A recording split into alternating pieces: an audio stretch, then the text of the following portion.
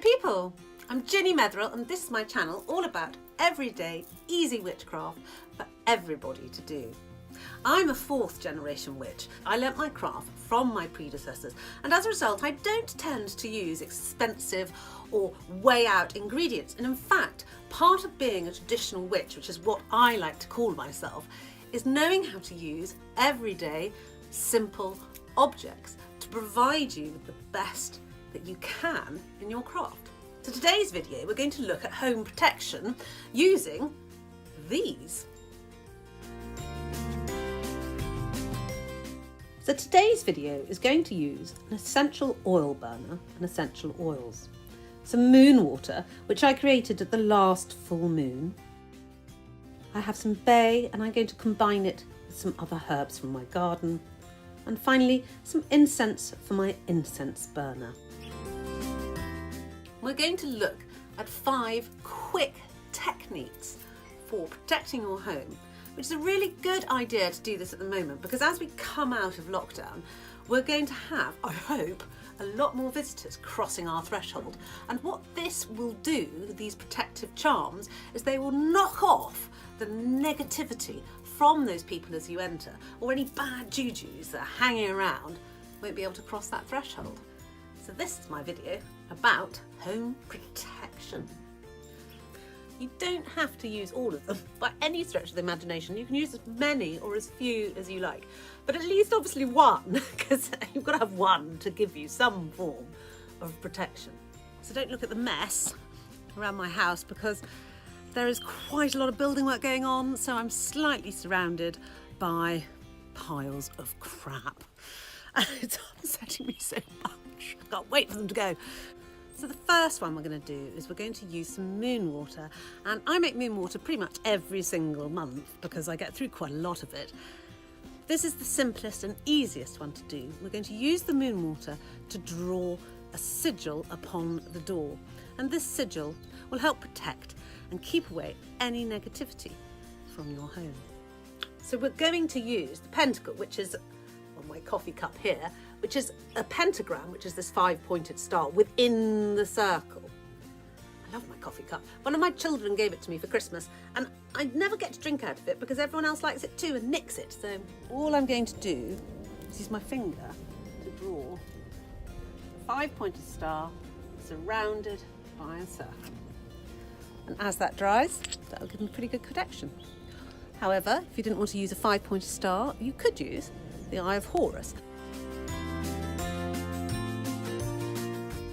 A friend of mine, in fact, has got an Eye of Horus tattooed on his right arm. This is actually rather beautiful. But he cannot, therefore, use that arm on a Ouija board. Now, Ouija boards, as you probably already know, I think are completely and utterly dreadful because they only ever access bad jujus, demonic entities, negative spirits. And it finds it very interesting that he, who has the Eye of Horus tattooed on his arm, cannot use the Ouija board. Likewise, the pentacle is one that has been used for generations upon generations. The circle enclosing the 5-pointed star, which we're going to use the correct way up, rather than the upside down version. But actually, to be fair, it doesn't really matter because it's your intention of drawing the circle and putting the pentacle in it that makes that pentacle protective. The moon is a guardian spirit and so adds protection automatically to all moon water. So it's a great thing to use. And also as the moon strikes your door, if it ever reaches it, it will recharge that symbol. The next thing we need to talk about is the herbs. So I'm just using bay and rosemary because that's what I've got in my garden and what I've got in my shelves. But next, I'm going to use some rosemary. It's the only thing that's growing in my house at the moment. Just a couple of sprigs are fine. Rosemary is a great herb for protection, especially when combined with other protective herbs. It makes a really strong charm for the home. So I've got my bay and my rosemary. I'm simply going to tie them up with a ribbon and hang them over the door. Bay and rosemary together make a really great charm, and I recommend just doing this anyway because it smells so divine. The rosemary and the bay. Yum. There we go. Isn't that charming? My next charm is to place an essential oil burner right by your door opening and let the candle burn down fully, releasing the essential oil all over the front of the door. Most essential oils have some inbuilt form of protection from the actual oil that the essential oils are distilled into. So you could use pretty much whatever you like. I'm going to use some rose geranium, and as anybody who's watched all of my videos will know, I adore the scent of rose. Next up is incense, and I've got a small incense burner here and a charcoal disc which I'm going to light and place it within the incense burner. On top of the charcoal disc, I'm going to add some of my frankincense resin. I love frankincense, it reminds me of church and childhood, so it's a beautiful smell. There, look at that. Smudging well. Again, let it burn down, and once the smoke has finished, the spell is cast.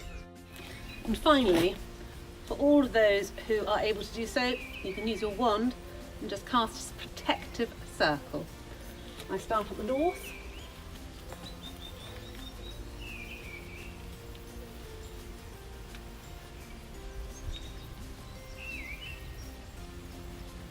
That's how I do it. It's a bit difficult to explain. I'm just using my intention to set the circle and what I want to happen within that circle.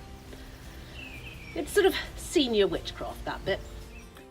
I would love to know which one you're going to use. Are you going to draw your sigils of moon water?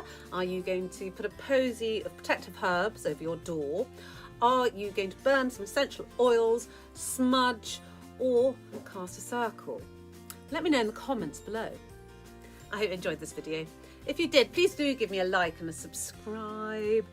And finally, don't forget that if you want to join our cover meeting, it's happening on Wednesday, which is tomorrow, 8th of March. Go to patreon.com/Ginny Motherwell for details. I'll see you in my next video.